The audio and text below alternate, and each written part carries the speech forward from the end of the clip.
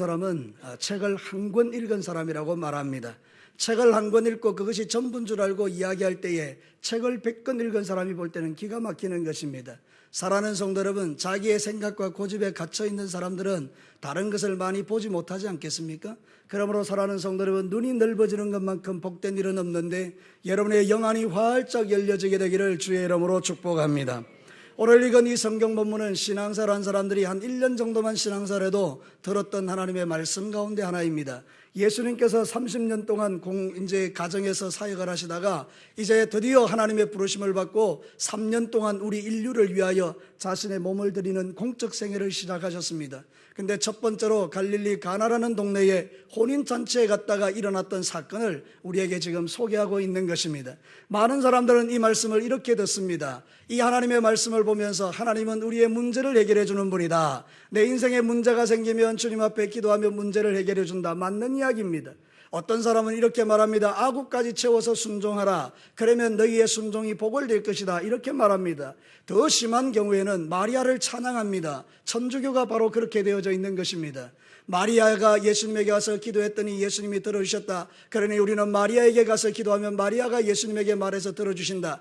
마리아가 바로 하나님의 어머니다. 이러면서 마리아를 찬양하는데 이 말씀을 사용하는 것입니다. 그런데 오늘 이 성경 본문은 정확하게 우리에게 이렇게 말합니다. 갈릴리 가나에서 첫 번째 한 표적이다. 여러분, 이 표적이라는 말은 무슨 뜻입니까? 사인이다 이 말입니다. 신호등이다 이 말입니다. 우리가 신호등을 바라볼 때에 빨간불 보면 가야 됩니까? 가지 말아야 됩니까? 안 가야 되죠. 파란불은요 건너가야 되죠. 사인이 있다라는 것입니다. 우리는 그 불을 보고 분별하는 것입니다. 마찬가지로 오늘 이 성경 본문에서 하나님이 우리에게 말하는 것은 예수님이 지금 보여주신 이것이 갈릴리 가나의 혼인잔치에서 물이 변하여 포도주 된 것이 사인이라는 것입니다. 도대체 무슨 사인이라는 것입니까? 오늘 성경 본문의 결론을 그렇게 내고 있는 것입니다. 성경을 다시 한번 주목해 보시기를 바랍니다. 2장 11절 말씀 함께 보겠습니다. 시작. 예수께서 이 첫 표적을 갈릴리에서 행하여 그의 영광을 나타내심에 제자들이 그를 믿으니라. 여러분, 무슨 말씀인지 아시겠습니까? 첫 번째 나타난 표적의 이유가 뭔지 아시겠습니까? 제자들로 하여금 믿게 하신 것입니다. 뭐를 믿게 하신 것입니까? 그의 영광, 예수님의 영광을 드러내어 예수님이 누구인지를 우리에게 가르쳐 주신 것입니다. 그러므로 오늘 이 성경 본문의 말씀을 통하여 예수님이 누군지를 정확하게 알게 되어지면 우리의 인생이 전부가 바뀌어지게 되는 것입니다. 사랑하는 성도 여러분, 우리에게 최고의 복은 예수님을 만나는 것입니다. 그분을 아는 것입니다. 그분을 깊이 있게 체험하는 것입니다. 그분의 음성을 듣는 것입니다. 그래서 주님이 뭘 원하는지를 깨닫고 이 땅에서 하나님의 영광을 위하여 살아내는 것입니다. 보이지 않는 하나님의 영광을 보이는 영광으로 나를 통하여 이 땅에 드러내는 것이 주께서 저를 사랑하시고 여러분을 사랑하시는 이유인 것입니다. 자, 오늘 이 성경 본문에 왜 예수님은 이렇게 첫 번째 표적을 이렇게 나타내신 것입니까? 첫 번째는 예수님은 나의 본질을 바꾸러 오신 분이라는 것입니다. 저를 따라서 한번 합시다. 예수님은 나의 본질을 바꾸시는 분이다. 사랑하는 성도 여러분, 물과 포도주는 바뀔 수 있는 성질의 것이 아닙니다. 물은 물이고 포도주는 포도주입니다. 본질은 바뀌지 않는 것입니다. 그런데 예수님이 오셨습니다. 그 현장에서 물을 떠다도 줬더니 물의 본질이 바뀌어 포도주가 된 것입니다. 왜 예수님은 이 사건을 우리에게 가르쳐 주는 것입니까? 주께서 이 땅에 오신 이유가 바로 우리의 본질을 바꾸기 위함이라는 것입니다. 물 같은 우리를 포도주로 바꾸기를 원하신다는 것입니다. 여러분, 물 같은 것은 무엇인가? 우리의 죄인됨을 의미하는 것입니다. 여러분, 우리는 죄인인 것입니다. 이 죄는 어떤 방법으로도 바뀌어질 수 없는 것입니다. 우리는 태어나면서부터 죄인이고 죽을 때도 죄인인 것입니다. 여러분, 이 죄인은 영원한 지옥에 가는 것이 마땅히 정해져 있는 법칙인 것입니다. 히브리서 9장 27절을 아시는 분은 다 압니다. 사람에게 한번 태어난 것, 죽는 것은 정한 것이고 그 이후에는 심판이 있을 것이라고 말씀하고 있는 것입니다. 한번 죽는 것은 정한 것입니다. 모든 인간은 죄를 범하였기 때문에 사망에 이르게 되는 것입니다. 본질을 버려하지 않습니다. 이 세상에 있는 누구도 다 죽습니다. 죽고 나면 다 영원한 지옥불에 떨어지는 것입니다. 이것이 본질인 것입니다. 그런데 여러분, 이 본질이 변하여 새로운 역사가 시작됐다는 것입니다. 변할 수 없는 물이 변하여 포도주가 된 것처럼 변할 수 없는 죄인인 우리가 의인이 된 것입니다. 할렐루야. 여러분이 의로운 행동을 해서 의인이 된 것이 아니라는 것입니다. 주 예수 그리스도가 이 땅에 오셔서 나를 만나 주실 때에 내가 그 예수님을 믿음으로 주로 고백할 때에 주님은 나의 본질을 뒤집어 버리시는 것입니다. 예수님 만나기 전까지는 죄인이요 영원한 지옥불에 들어갈 마땅한 운명인 저와 여러분들이 예수님을 믿고 나니 본질이 포도주처럼 바뀌어져서 의인이 되었기 때문에 우리는 오늘 밤에 죽어도 지옥 가는 인생이 아니라 영원한 천국에 들어가는 이 복을 누가 주셨다라는 것입니까? 예수님이. 사랑하는 성도 여러분, 그래서 우리는 이 본문을 보면서 오 주님 감사합니다. 이런 더러운 인간, 이 더러운 죄인 분초마다 생각하는 것이 악하고 아무리 착하게 살려고 몸부림쳐도 착해지지 않는 나, 예수를 믿음에도 불구하고 여전히 생각이 엄난하고 정욕적이고 패역하고 원망과 불평이 끊어지지 않고 아무리 노력하고 힘으로도 아무리 해도 안 되는 나, 근데 주님은 나에게 말씀하시는 것입니다. 너의 행위와 상관없이 너는 이미 의인이다. 사랑하는 성도 여러분, 나의 본질이 바뀌어진 것입니다. 할렐루야. 사랑하는 성도 여러분, 오늘 이 성경 본문을 통해서 우리에게 주님이 말씀하시고 싶은 딱 한 가지 사실은 그것입니다. 예수님이 이 땅에 오심으로 죄인된 우리의 본질이 변하여 의인된 본질로 바뀌어졌기 때문에 우리는 옛날로 돌아가지 않는다라는 것입니다. 사랑하는 성도 여러분, 그래서 우리는 이제 원수마귀에게 질질 끌려다니지 않는 것입니다. 원수는 끊임없이 우리를 정죄합니다. 너 또 죄를 지었지? 너 죄 지었으니 지옥 갈 거야? 그러나 주님은 단 한 번도 내게 그렇게 말씀하지 않습니다. 너는 내 것이라. 나는 너를 빼앗기지 않는다. 내가 천국 가는 그날까지 너를 책임져 줄 것이다. 너에 가는 모든 길에 내가 동행할 것이다. 생명의 성령의 법이 죄와 사망의 법에서 너를 해방해 주었다. 사랑하는 성도 여러분, 이 진리가 깨달아질 때 우리는 주님께 감사하고 하나님께 영광 돌리는 인생이 되는 것입니다. 지난 한 주간 여러분 어떻게 사셨습니까? 믿음이 강한 자들은 나름대로 믿음의 삶을 잘 살았습니다. 믿음이 약한 자들은 넘어지고 자빠졌습니다. 믿음이 약한 자들은 생각합니다. 내가 예수 믿는데 또 죄를 지었구나. 나는 죄인이니 지옥 갈까 두려워하는 마음이 내 안에 생기는 것입니다. 원수가 주는 생각이죠. 믿음이 좋은 사람이 믿음을 잘 살아냈습니다. 마음에 이런 생각이 드는 것이 나 괜찮은 사람이야.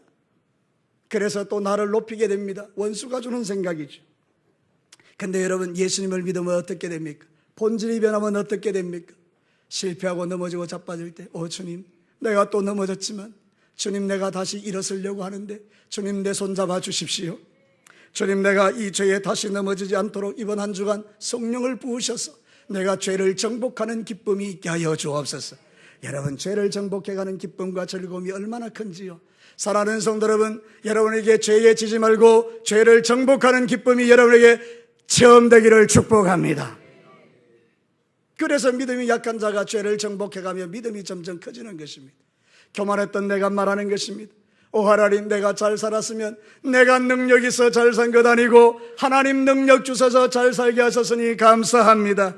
내 마음을 높이지 않겠나이다. 이러면서 하나님과 만나는 이 행복이 또 저희에게 있는 것입니다.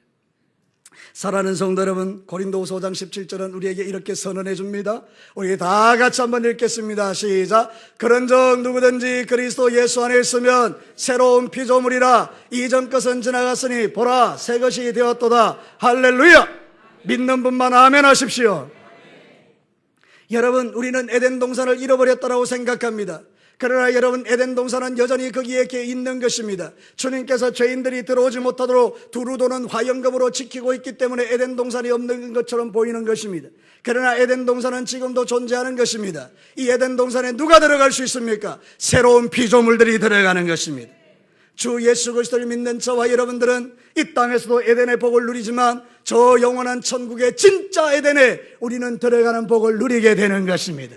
사랑하는 성도 여러분, 이 사실은 우리가 죽고 난 다음에 들어갈 에덴을 바라보고 그냥 이 땅에서 힘들고 어려워도 그냥 꾹 참고 살아라 이렇게 말하는 게 아닙니다.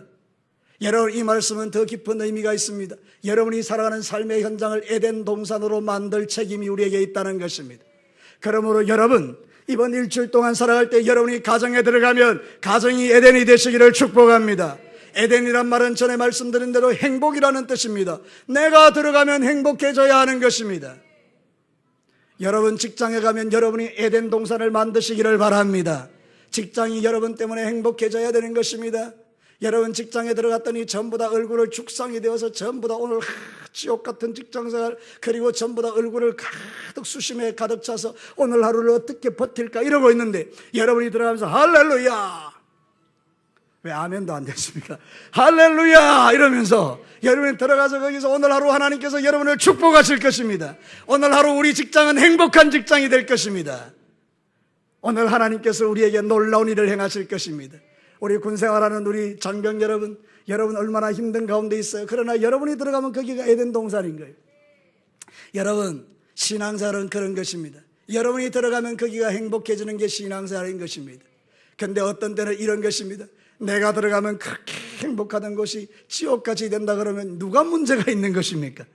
예수님이 문제입니까? 여러분이 문제입니까? 이런 건 좀 대답 한번 해주시죠. 여러분, 하나님이 문제입니까? 여러분이 문제입니까? 그렇죠. 내가 문제인 것입니다. 내 안에 지옥이 있는 것입니다. 내 안에 예수 그리스도를 믿는 믿음이 희미한 것입니다. 사랑하는 성도 여러분, 원컨대 이제 여러분들은 예수 그리스도 말미암아 본질이 변화된 사람인 줄로 믿습니다. 여러분은 죄인이었는데 지금은 의인입니다. 의인인데 하나님의 자녀들인 것입니다. 하나님의 자녀답게 살아가시기를 축복합니다. 여러분은 항상 하나님의 형상으로 지음받은 존귀한 자인 것입니다. 하나님은 여러분을 원숭이로 짓지 않았습니다. 하나님은 여러분을 개로 짓지 않았습니다. 하나님은 여러분을 고양이로 짓지 않았습니다. 근데 여러분, 사람들이 이 사실을 모르고 원숭이같이 살아가는 것입니다. 여러분이 개같이 살아가는 것입니다. 여러분이 고양이같이 살아가는 것입니다. 때로는 뱀같이 살아가는 것입니다. 그것은 하나님이 원하는 바가 아닙니다. 창조의 목적을 따라 하나님의 형상으로 지음받은 거룩한 저희들은 이 땅을 살아갈 때에 존귀한 자로 살아가셔야 하는 것입니다. 제가 요즘 체리스쿨에 가서 말씀을, 정말 놀라운 말씀들을 많이 듣고 있는데요, 제 안에 들어오는 도전 첫 번째는 거울을 볼 때마다 이렇게 말하는 것입니다. 전에는 제가 이렇게 생각했습니다. 야, 동진아, 너는 진짜 잘생겼다. 웃으시는 분은 나쁘신 분들입니다. 예, 여러분, 나는 그렇게 이제 했던 것입니다. 근데 가만히 생각해보니까 그게 맞는 것입니다. 왜냐하면 내가 하나님의 형상으로 지음받았기 때문입니다. 제가 여러분에게 한번 물어보겠습니다. 하나님 보이지 않지만 잘생겼겠습니까? 못생겼겠습니까? 그러면 여러분은 누구를 닮은 것입니까? 아멘. 그러니까 여러분은 거울 볼 때마다 이렇게 말해야 되는 겁니다. 아이고, 눈을 좀 째야 될 텐데. 아이, 코를 좀 높여야 될 텐데. 아이고, 이거 좀 내가 이거 머리를 좀 볶아야 될 텐데. 여러분, 그렇게 하지 마시고 여러분 있는 모습 그대로 사랑하시면서, 하나님 나를 어떻게 이렇게 예쁘게 지으셨습니까? 할렐루야. 하나님 나를 어떻게 이렇게 아름답게 지으셨습니까? 나를 어떻게 이렇게 잘생기게 지으셨습니까? 나는 이제 수술하지 않겠습니다. 여러분, 그런 게 신앙인 것입니다. 여러분, 자기 자신을 향하여 이렇게 하십시오. 나는 존귀한 사람이다. 시작. 그래서 수술 안 해도 된다. 사랑하는 성도 여러분, 우리가 세상을 살아갈 때에 하나님이 나에게 만들어 주신 게 이것입니다. 물이 변하여 포도주가 됐다는 이 말 속에는 예수님 때문에 내 본질이 바뀌었다는 것입니다. 이제는 더 이상 죄 때문에 우울할 것도 없고, 지옥 갈 두려움도 없고, 원수에게 질질 끌려다닐 것도 없고, 10년 전에 지었던 죄가 떠오를 때마다 그 죄에 묶여서 우울해질 필요도 없는 것입니다.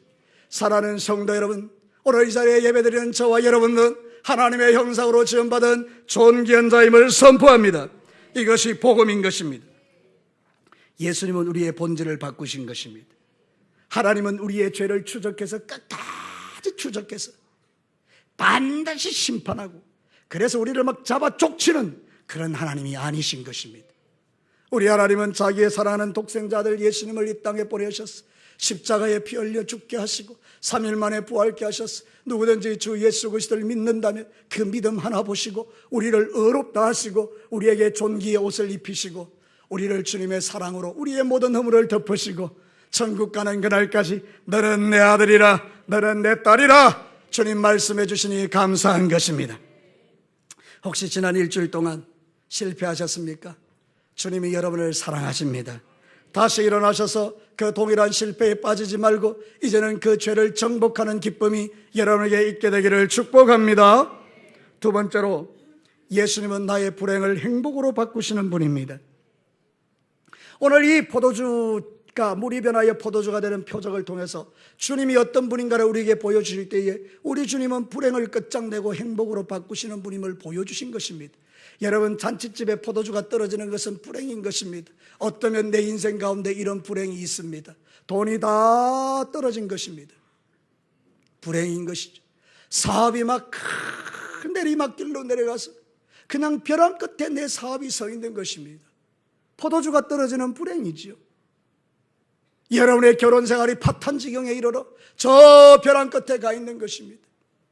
여러분의 자식들이 나는 그렇게 열심히 기도했음에도 불구하고 이 자녀들이 저 벼랑 끝에 가 있는 것입니다. 포도주가 떨어진 것이죠. 잔치집에 포도주가 떨어진 것이죠. 여러분, 그때 사람들은 선택하는 것입니다. 죽자. 이래 살아서 뭐하냐, 죽자. 여러분, 정치인으로서 존경받던 노회의 찬이라는 분이 마지막에 선택의 것이 그것입니다. 여러분, 저는 그분이 예수 그리스도를 믿었다면 그런 선택을 하지 않았을 거라고 믿습니다. 죄를 지었으면 죄값을 치르면 되는 것입니다. 내가 잘못되고 부정한 돈을 받았으면 감옥에 들어가 있으면 되는 것입니다. 그리고 나와서 다시 새로운 인생을 살고 또다시 아름다운 인생을 펼쳐가면 되는 것입니다. 그러나 그에게는 주님이 없었던 것입니다. 그에게는 물이 변하여 포도주가 되게 할 그런 주님이 안 계셨던 것입니다. 그래서 그는 어쩔 수 없이 극단적인 선택을 할 수밖에 없는 것입니다. 이것은 그에게 불행인 것입니다. 너무나 안 된 것입니다. 너무나 불쌍한 것입니다. 그러나 오늘 이 땅에는 이런 사람들이 얼마나 많이 있습니까?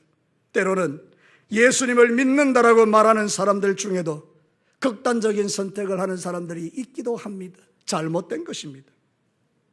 사랑하는 성도들, 그래서 주님이 표적을 보여주신 것입니다. 잔치집에 포도주가 떨어져도 내가 그 가운데 있으면 새로운 잔치가 벌어지게 될 것이다. 사랑하는 성도 여러분, 우리 주님이 말씀하시는 핵심은 여기에 있습니다. 하나님은 우리를 이 땅에 오셔서 우리를 절망 가운데 신음하고 죄악 가운데 고통받고 원수에게 눌림받고 더 이상 소망이 없어서 지옥에 끌려가는 저희들에게 예수님 오셔서 십자가에 피 흘려 죽으시고 부활하셔서 우리의 구원이 되시고 누구든지 예수 그리스도를 믿는 자에게 새로운 인생을 펼쳐주게 하셔서 그래서 우리를 하여금 다시 살게 하는 은혜를 주신 것입니다. 성경에 보면 에스더스가 나오는데 하나님이라는 단어는 하나도 나오지 않습니다. 그런데 여러분, 거기에는 하나님의 역사가 가득합니다. 하만이라는 아주 못된 놈이 있었습니다. 아말렉 사람이죠. 이스라엘과는 천천지 원수입니다. 이 하만이 모르드게가 자기에게 절하지 않는다는 사실 때문에 옛날에 조상들의 원한을 끌고 와서 저놈을 내가 복수해서 죽이리라. 그런데 저놈만 죽이면 내 원한이 풀리지 않으니 그 민족 자체를 전부 다 죽여버리리라. 그래서 여러분, 왕에게 가서 도장을 찍어주고 돈을 줘서 왕이여 쓸모없는 저 유대인들 그냥 다 죽여버립시다. 근데 이 왕이 어두워서 도장을 찍어준 것입니다. 이제 유대인들은 다 죽는 것입니다. 모르드게뿐만 아니라 모두가 다 이제 절망이죠. 포도주가 떨어진 벼랑 끝에 선 것이죠. 그때 모르드게가 선택한 것이 하나님입니다. 하나님, 이 민족을 살려주십시오. 그래서 에스더에게 가서 이야기합니다. 에스더야, 이런 지경이다. 그랬더니 에스더는 이렇게 말합니다. 나도 자신이 없습니다. 내가 왕을 못 본 지 한 달이 넘었습니다. 왕이 허락하지 않는데 내가 가면 나는 죽습니다. 그랬더니 모르드가 화를 냅니다. 너 혼자 잘 먹고 잘 살려내나? 네가 왕비가 된 것이 오늘 이때를 위함이 아니냐?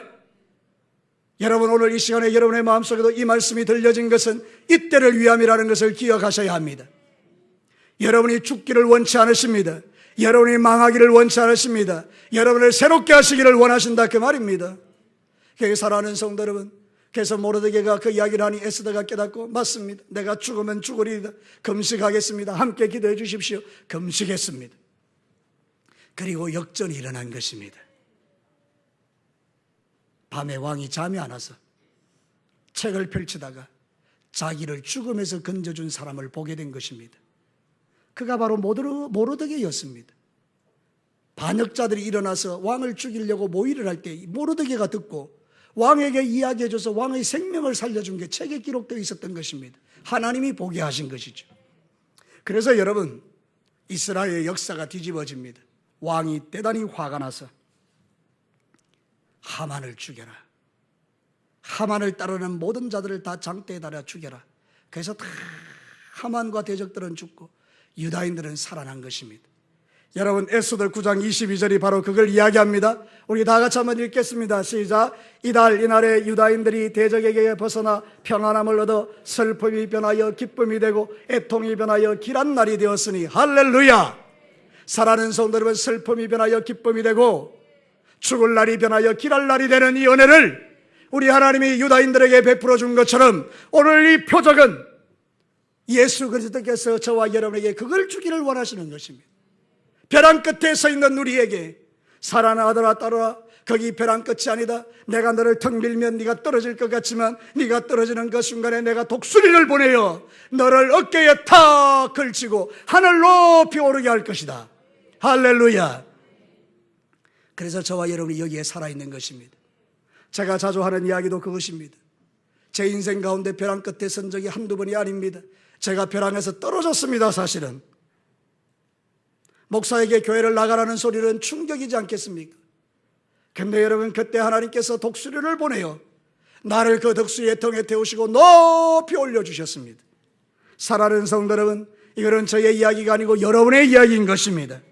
오늘 이 말씀을 마음판에 심장에 새기시고, 그렇구나, 우리 예수님은 나를 불행을 끝장내시고 행복으로 나의 인생을 끌어가시는 분이구나. 내가 비록 벼랑 끝에 서 있을지라도 거기가 저주의 자리가 아니고 축복의 자리구나. 사랑하는 성도 여러분, 이게 여러분에게 믿어지게 되기를 축복합니다. 예수님으로 인하여 잔치는 계속되게 되었습니다. 끝장날 잔치, 비극의 잔치가 행복의 잔치로 계속해서 이어지게 된 것입니다. 오늘 성경은 그것을 우리에게 보여주고 있는 것입니다. 성경이 우리에게 이렇게 말하는 것입니다. 10절에 보면 말하되 사람마다 먼저 좋은 포도주를 내고 취한 후에 낮은 것을 내거늘 그대는 지금까지 좋은 포도주를 두었도다. 여러분, 물이 변하여 포도주가 되니 더 좋은 포도주로 잔치가 벌어지는 2막 인생이 시작된 것입니다.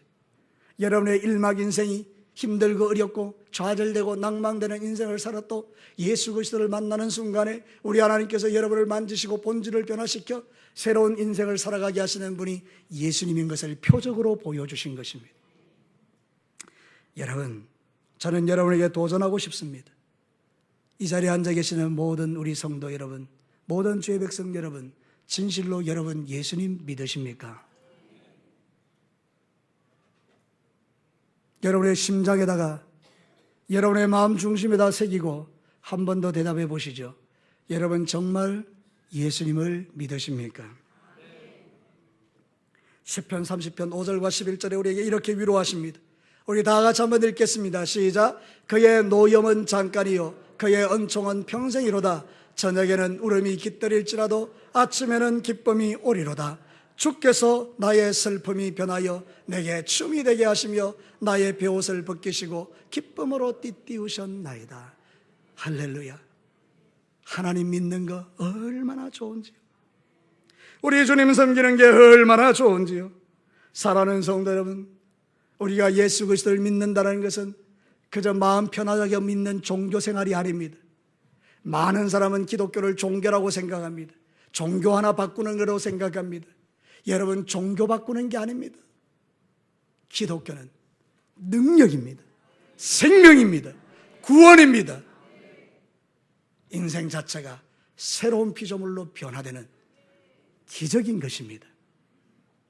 사랑하는 성도 여러분, 종교를 바꾸면 구원받지 못합니다. 예수님을 믿으면 구원받습니다. 저를 따라서 합시다. 종교를 바꾼다고 구원받는 게 아니다. 예수님을 믿어야 구원받는다. 할렐루야. 여러분, 종교 생활을 하지 마시고 예수님을 믿는 믿음 생활 하시기를 축복합니다. 마지막 세 번째입니다. 오늘 이 표적이 우리에게 말하는 것, 예수님은 왜 이런 표적을 행하셨는가? 예수님은 천국 잔치에 만날 나의 신랑이라는 것입니다. 우리가 세상을 살면서 만나는 복이 두 가지가 있습니다. 첫 번째는 사람 만나는 것입니다. 좋은 사람 만나는 것처럼 복된 일이 어디 있습니까? 저는요, 용서하십시오. 제 안에 상처입니다. 남자가 역할을 못하는 것 제가 되게 분노합니다. 남자들이 돈 벌어주지 않고 남자들이 자기의 역할을 하지도 않고 술 취하고 방탕하고 여자 때리고 이런 제가 정말 정오합니다. 싫어하고. 여러분 왜 그런가 하면 우리 자연이 부끄럽지만 일평생을 그렇게 사는 거예요. 우리 누님을 때리고 폭행하고 술 마시고 무능하고. 여러분 그래서 저는 제 안에 그런 엄청난 상처가 있는 거예요. 그래서 우리 자영을 위해서 눈물로 기도를 많이 했습니다. 제가 20대 대학생 때는 그 자영을 생각하고 새벽 기도에 갔다가 대성통곡했습니다. 새벽에 시작했던 눈물이 오전까지 계속 이어질 만큼 너무 그 자영이 불쌍한 거예요. 그때 저는 주님을 만났습니다. 사랑하는 아들아, 네 자영이 그렇게 불쌍하냐? 너도 불쌍한 존재다. 너도 나 없으면 불쌍한 존재다. 그때 저는 주님을 만났던 것입니다. 사랑하는 성도 여러분, 세상의 만남은 우리를 불행하게 하는 만남도 많이 있습니다. 세상의 만남은 또 좋은 사람 만나서 행복한 사람도 있습니다. 근데 여러분 아십니까? 그거는 이 땅입니다. 우리 자영은 얼마 전에 돌아가셨습니다. 누님은 이제 좀 자유케 되었습니다.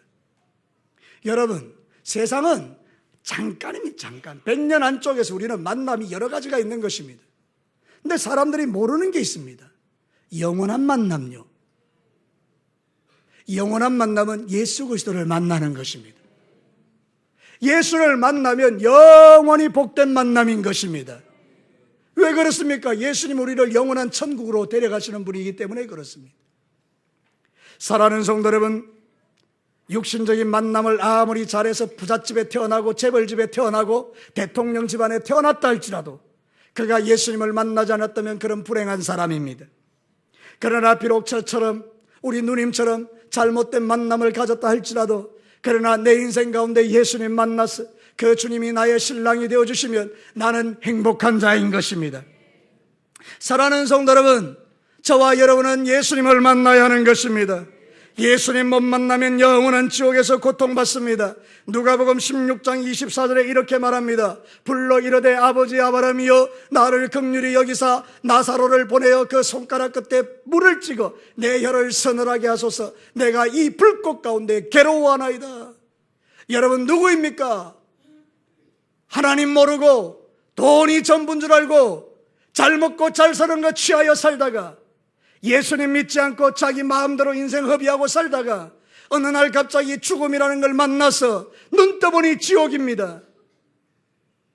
상상도 해본 적도 없고 그런 게 있다라고 말하지도 않았고 누군가가 지옥과 천국이 있다 그러면 웃기지 마라 그랬던 이 부자가 자기가 한 번도 상상해보지 못했던 지옥불에 떨어진 것입니다.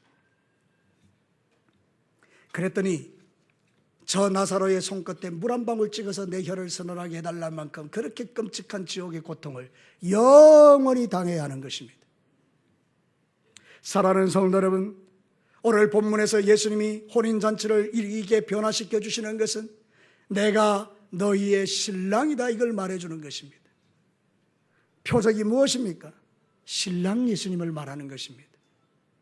사랑하는 성도 여러분, 여러분의 신랑은 누구입니까? 돈입니까? 자식입니까? 남편이십니까? 세상의 지위의 높음이십니까? 그래서 하나님 따위는 아무 문제 없이 발로 차버릴 만큼 여러분의 신앙생활에 그렇게 가치없는 그런 삶을 여러분이 살아가십니까? 이제는 여러분의 신랑을 바꾸셔야 하는 것입니다. 여러분의 신랑은 예수님이 되셔야 하는 것입니다. 제자들은 희미했지만 그 예수님을 믿었던 것입니다. 표적을 통해서 내가 붙들어야 될 분은 예수님이시구나. 사랑하는 성도 여러분, 어린 양의 혼인잔치에 참여하는 여러분들 되시기를 축복합니다. 어린 양의 혼인잔치에 들어가는 제가 되기를 원합니다. 여러분 계시록 19장 7절과 9절을 보십시오. 요한계시록은 밤모섬에서 요한이 마지막 때에 되어질 일을 보는 중에 어린 양의 혼인잔치가 펼쳐지는 놀라운 광경을 보았습니다. 성경을 한번 같이 읽겠습니다. 시작. 우리가 즐거워하고 크게 기뻐하며 그에게 영광을 돌리세. 어린 양의 혼인 기약이 이르렀고 그의 아내가 자신을 준비하였으므로 그에게 빛나고 깨끗한 세마포 옷을 입도록 허락하셨으니 이 세마포 옷은 성도들의 옳은 행실이로다. 천사가 내게 말하기를 기록하라. 어린 양의 혼인잔치에 청함을 받은 자들은 할렐루야. 여러분 한번 보시죠. 장차 우리가 하늘나라에 들어가면 여러분 거기서 잔치가 벌어지는데 혼인잔치가 벌어집니다. 어린 양은 예수님이십니다. 요한복음 3장에 보면 세상죄 지고 가는 하나님의 어린 양을 보라, 이렇게 세례 요한이 말하는 것을 봅니다. 예수님이 어린 양이고 그의 신부는 교회인 저와 여러분들인 것입니다. 우리는 이제 그분이 우리에게 입혀주는 거룩한 옷을 입은 자들입니다. 우리는 그 잔치에 초청을 받은 것입니다. 오늘 이 자리에 천에 하나 만에 하나라도 장로님, 권사님, 집사님, 안수집사님, 신앙살 100년, 1000년, 만년 그렇게 했다 하더라도 여러분 안에 예수님이 없으면 여러분은 신부가 아닙니다. 타이틀이 구원을 주는 게 아니기 때문입니다. 그래서 저와 여러분은 날마다 기도하는 것입니다. 하나님, 내 안에 진실로 예수님이 나의 신랑이심을 내가 확신합니다. 예수님, 당신은 나의 신랑이십니다. 사랑하는 성도 여러분, 다시 말씀드리면 예수님이 신랑인데 다른 것을 신랑 삼아 살면 바람 피우는 것입니다.